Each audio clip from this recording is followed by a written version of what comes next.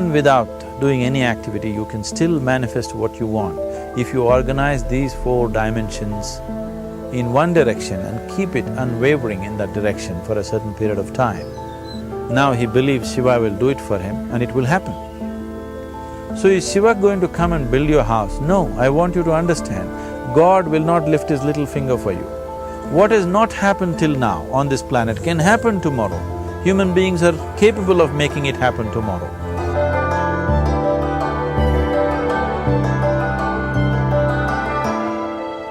Everything we as human beings have created on this planet was essentially first created in our minds. All that you see, which is human work on this planet, first found expression in the mind, then it got manifested in the outside world.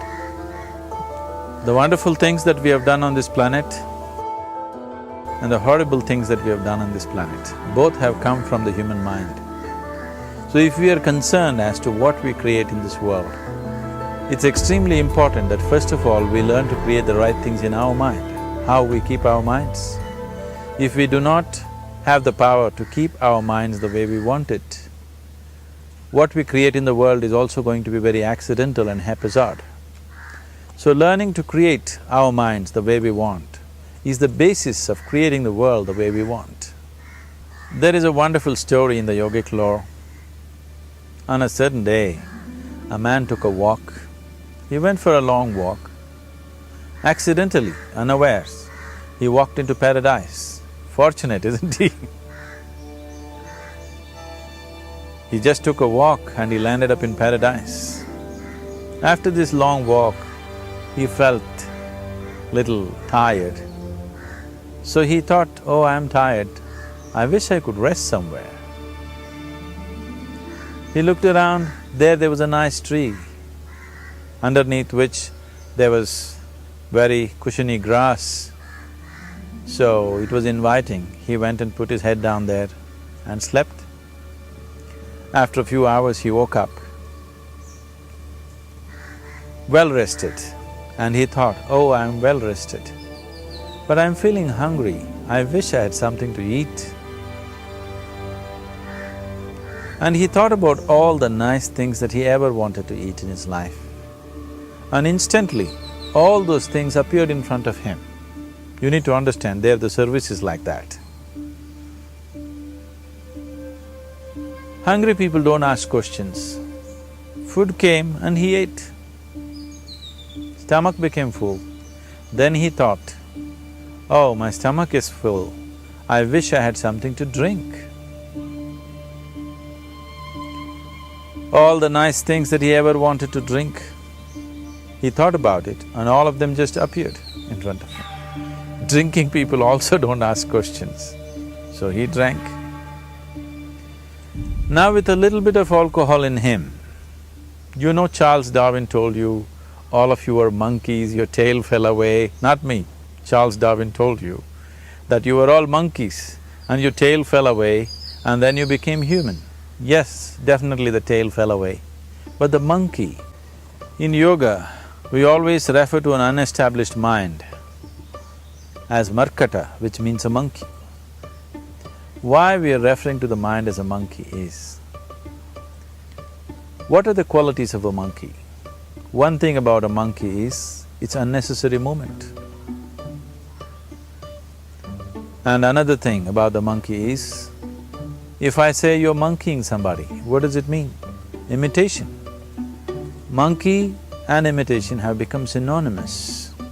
So these two essential qualities of a monkey are very much the qualities of an unestablished mind.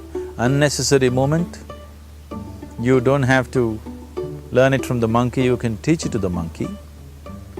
And imitation is full-time job of the mind. So when these two qualities are on, a mind is referred to as a monkey.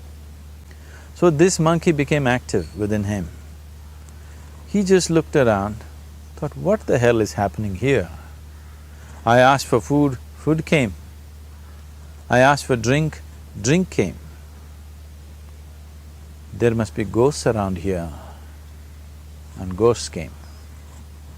Oh, the ghosts have come, they're going to surround me and torture me, he thought. Immediately the ghosts surrounded him and started torturing him.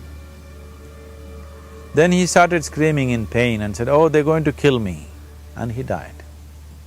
Just now he said he's a fortunate being. The problem is he was sitting under a kalpavriksha or a wishing tree. He asked for food, food came, he asked for drink, drink came, he asked for ghost, ghost came, he asked for torture, torture came, he asked for death, death happened. Now don't go looking for these kalpavrukshas in the forest. You can barely find a tree these days. A well-established mind, a mind which is in a state of samyukti, is referred to as a kalpavriksha. If you organize your mind to a certain level of organization, it in turn organizes the whole system.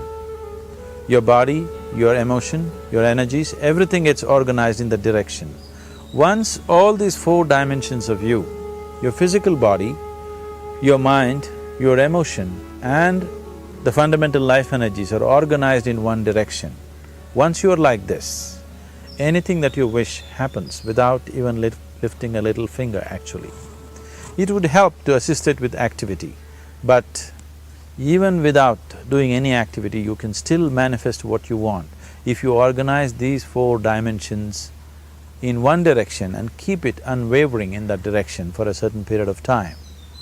Right now the problem with your mind is, every moment it is changing its direction. It is like you want to travel somewhere and every 2 steps if you keep changing your direction, the question of you reaching the destination is very remote unless it happens by chance. So, organizing our minds and in turn organizing the whole system and these 4 basic dimensions of who you are right now in one direction, if you do this, you are a kalpavruksha yourself. Anything that you wish will happen. But right now, if you look at your lives, everything that you have wished for till now, if it happens, you have finished. Everything and everybody that you have desired for, if all of that lands up in your house today, could you live with that? Once we're empowered like this, it's very important that our physical action, emotional action, mental action and energy actions are controlled and properly directed. If it is not so, we become destructive, self-destructive. Right now, that is our problem. The technology, which is supposed to make our life beautiful and easy, has become the source of all the problem that we are destroying the very basis of our life, which is the planet. So what should have been a boon, we are making a curse out of it. What has brought incredible levels of comfort and convenience to us in the last 100 years or so has also become a threat to our life simply because we are not conscious action, we are in a compulsive state of action. So organizing our minds fundamentally means moving from a compulsive state of activity to a conscious state of activity. You might have heard of people for whom they asked for something and beyond all expectations it came true for them. Generally this happens to people who are in faith. Now, let's say you want to build a house. If you start thinking, oh, I want to build a house, to build a house I need 50 lakhs, but I have only 50 rupees in my pocket, not possible, not possible, not possible. The moment you say not possible, you are also saying I don't want it. So on one level, you're creating a desire that you want something, on another level, you're saying I don't want it. So in this conflict, it may not happen. Someone who has some faith in a god or in a temple or whatever, who is simple-minded, faith works only for those people who are simple-minded. Thinking people, people who are too much thinking, for them it never works. A childlike person who has a simple faith in his god or his temple or whatever, he goes to the temple and says, Shiva, I want a house. I don't know how, you must make it for me. Now in his mind there are no negative thoughts. Will it happen? Will it not happen? Is it possible? Is it not possible? These things are completely removed by this simple act of faith. Now he believes Shiva will do it for him and it will happen. So is Shiva going to come and build your house? No, I want you to understand, God will not lift his little finger for you. What you refer to as God is the source of creation. As a creator, he has done a phenomenal job, there's no question about it. Could you think of a better creation than this? Is it in anybody's imagination to think anything better than what is there right now? So as a creator, he has done his job wonderfully well. But if you want life to happen the way you want it, because right now, the very crux of your happiness and your well-being is this, if at all if you're unhappy, the only and only reason why you're unhappy is life is not happening the way you think it should happen. That's all it is. So if life is not happening the way you think it should happen, you're unhappy. If life happens the way you think it should happen, you are happy. It's as simple as that. So if life has to happen the way you think it should happen, first of all, how you think, with how much focus you think, how much stability is there in your thought, and how much reverberance is there in the thought process will determine whether your thought will become a reality or is it just an empty thought. Or how you do not create any impediments for your thought by creating negative thought process. This possible is something possible or not possible, is destroying humanity. What is possible and not possible is not your business, it's nature's business. Your business is just to strive for what you want. Right now you're sitting here, if I ask you two simple questions, I want you to just look at this and answer this. Right now from where you're sitting, can you just fly off? You say no. Right now from where you're sitting, can you get up and walk? You'll say yes. What is the basis of this? Why you say no to flying and yes to walking? Because past experience of life, many times you've gotten up and walked, never did you fly off. Or in other words, you're using the past experience of life as a basis for deciding whether something is possible or not possible. Or in other words, you have decided that what has not happened till now cannot happen in your life in future. This is a disgrace to humanity and the human spirit. What has not happened till now on this planet can happen tomorrow. Human beings are capable of making it happen tomorrow. So what is possible and what is not possible is not your business. That is nature's business. Nature will decide that. You just see what is it that you really want and strive for that. And if your thought is created in a powerful way, without any negativity, without any negative thoughts bringing down the intensity of the thought process, the first and foremost thing is you must be clear what is it that you really want. If you do not know what you want, the question of creating it doesn't arise. If you look at what you really want, what every human being wants is, he wants to live joyfully, he wants to live peacefully. In terms of its relationships, he wants it to be loving and affectionate. Or in other words, all that any human being is seeking for is pleasantness within himself, pleasantness around him. This pleasantness, if it happens in our body, we call this health and pleasure.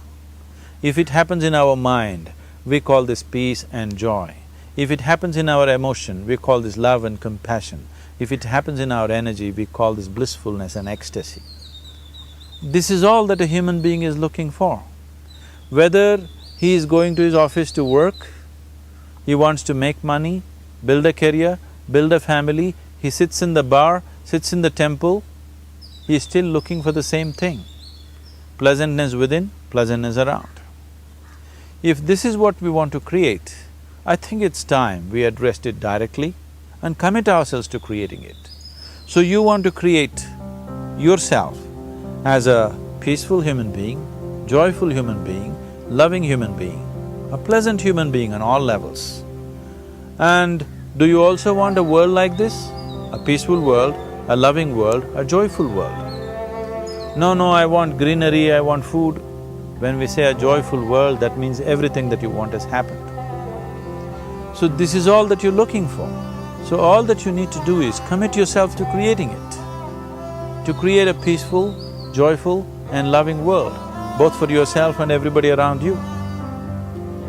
Every day in the morning, if you start your day with this simple thought in your mind, that today, wherever I go, I will create a peaceful, loving and joyful world. If you fall down 100 times in the day, what does it matter? For a committed man, there is no such thing as failure.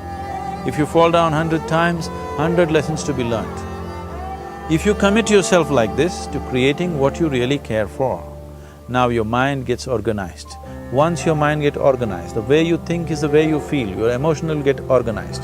Once your thought and emotion is organized, your energies will get organized in the same direction.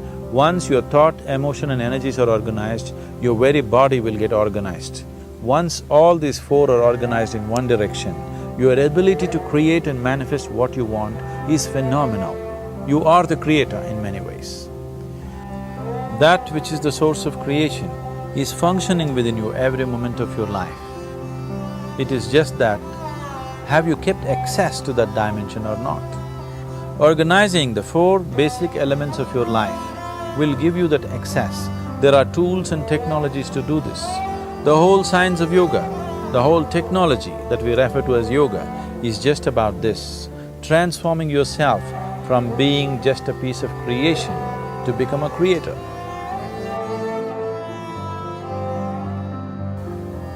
It is my wish and my blessing that every human being in this world should have this access to the source of creation within himself so that he can function here as a creator, not just as a piece of creation.